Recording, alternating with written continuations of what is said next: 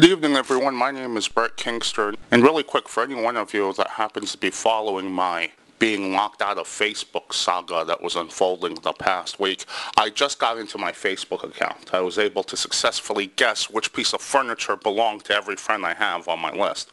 But that doesn't change anything. I'm still sick as hell of Facebook.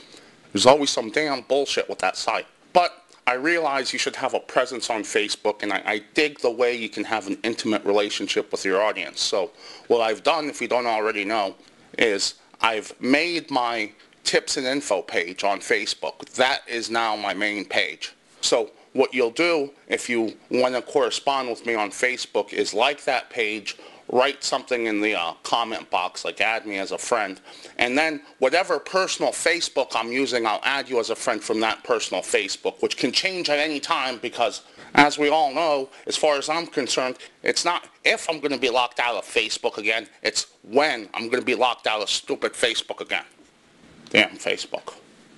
Anyhow, that said, the reason for this video, what this video was really about, it's about karma and dealing with ambiguous situations. We find ourselves living in an age where ambiguous situations are presenting themselves a lot more often than they used to. Whenever I run into a situation where the answers aren't clear, I think to myself, well, which course of action is going to give me the best karma out of this situation? I believe in karma. I believe that with positive karma, people can do the impossible. Look at me. Depending on the season, 1 out of every 100 or 1 out of every 1,000 listeners that I have buy me a beer with the PayPal donations. Think about how fucking insane that is. Someone who sounds like me makes a living doing various audio programs on video sharing sites. I have no business being able to do that. According to most, I should be arrested for even thinking I can do that. But I could do that because I have good karma. I've never intentionally wronged anyone without purpose. And whenever someone does something good for me, I make sure that they are aware of my gratitude. In short, if you're not a dick in life, you can do a lot more than what your abilities would lead others to believe.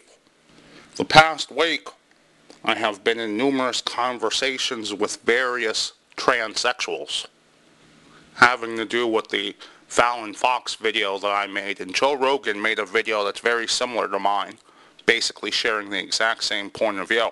If you don't already know, Fallon Fox is a person that was born and raised a male for 30 years. After 30 years, he decided he wanted to become a female, so he had a surgical procedure that made his genital region more closely resemble that of a woman. After doing this, he decided that he wanted to fight in MMA, or she wanted to fight in MMA, whatever. I'm not even trying to use a term that would sound offensive by calling you a he or a she or an it or whatever, Fallon.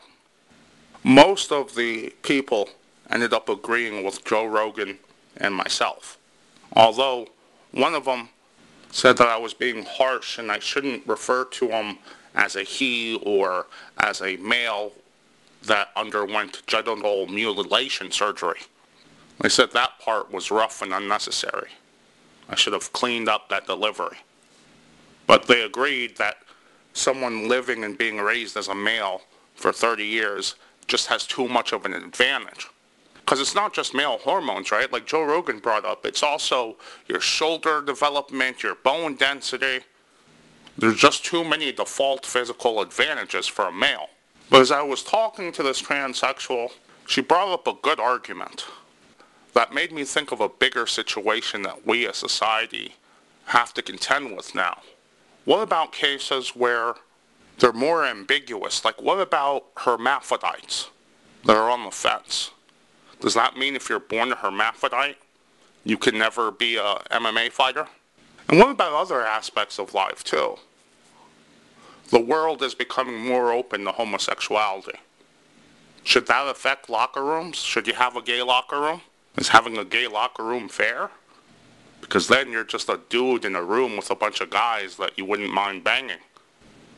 I can't think of a cookie cutter solution to these ambiguous situations that we now have to contend with as a society, but I'm really curious to know what other people have to say on this.